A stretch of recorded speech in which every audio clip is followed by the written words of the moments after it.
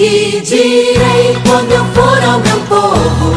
Que coisas direi para ser entendido? Salve juventude! Está no ar o programa Diário de um Missionário.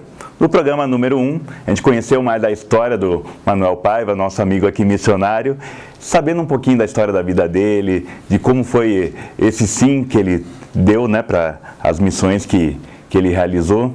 E agora a gente vai contar, Manuel, sobre o ir em missão, né? Você comentou no programa passado da vontade que você tinha e das oportunidades que vieram, né? Que você aceitou, deu seu sim.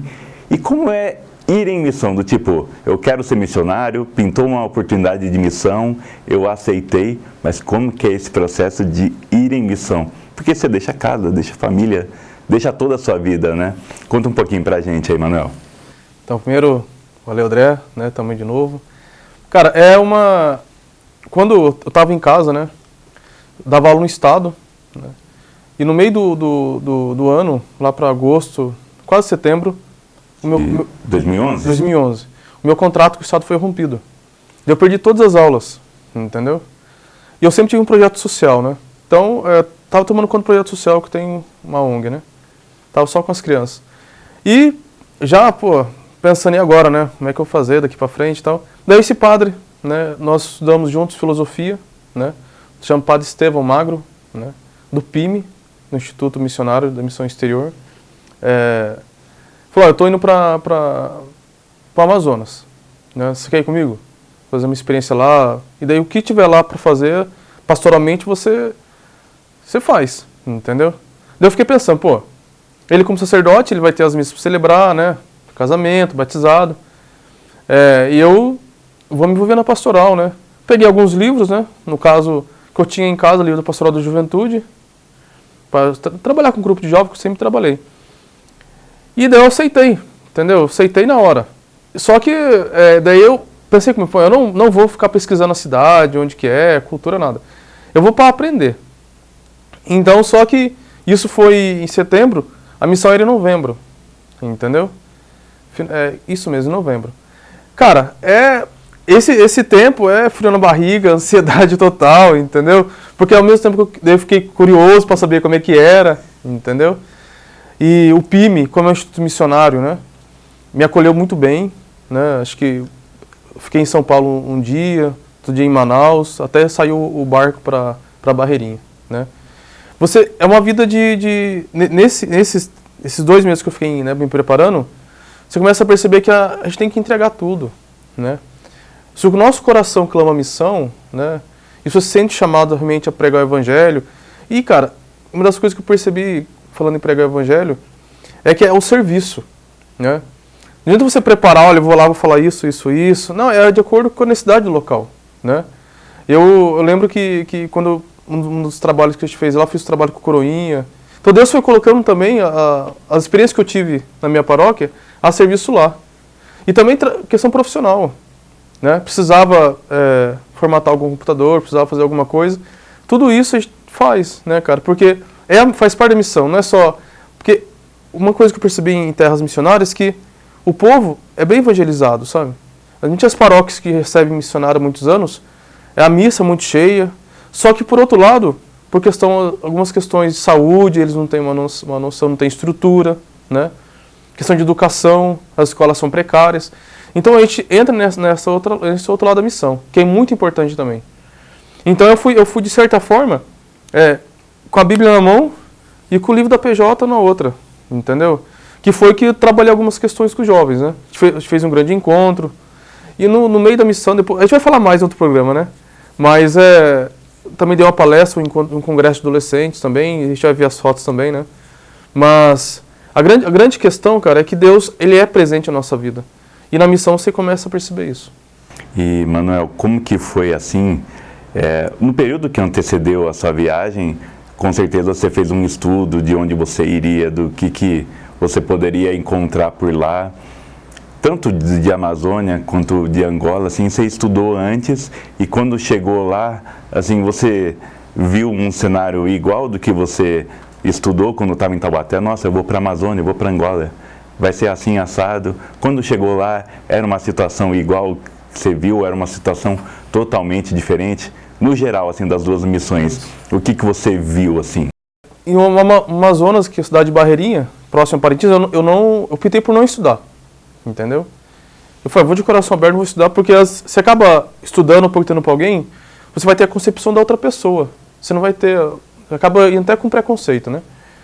A Angola, né, é uma realidade bem diferente da nossa, né? Eu optei por estudar, pesquisei algumas coisas, né? E também não tem muita informação, né? O próprio jeito que o país vive hoje, você percebe que não tem muitas informações sobre o que acontece lá, né? Mas meu primo, como está lá, né, há 25 anos, Padre Vicente, a gente foi conversando um pouco, quando ele esteve aqui no Brasil, a gente conversou um pouquinho também. Então ele me passou algumas informações. E, tal qual, né, o jeito que ele me falou mesmo era como é o país, né? Tanto o Amazonas como Angola, um povo muito disposto, né? Jovens, grupos de jovens imensos, as paróquias, vários grupos, Ministério de Músicas, vários, né? Em Angola, cada paróquia tem seu coral, e dentro da paróquia, vários corais, entendeu? É impressionante, sabe? São modelos de igrejas vivas, né? Que cantam muito, festejam muito, né? Angola tem a peculiaridade de ser um povo alegre por si só, festeiro por si só, onde eles aproveitam muito os instrumentos musicais, né? Cantam muito. Então você percebe que essa experiência de missão, essa experiência de igreja, né, como que agrega na nossa vida de fé, né? Vindo para o Brasil, vindo para o Sudeste, né? Como que a gente precisa ainda crescer muito, né? Porque às vezes nós pensamos que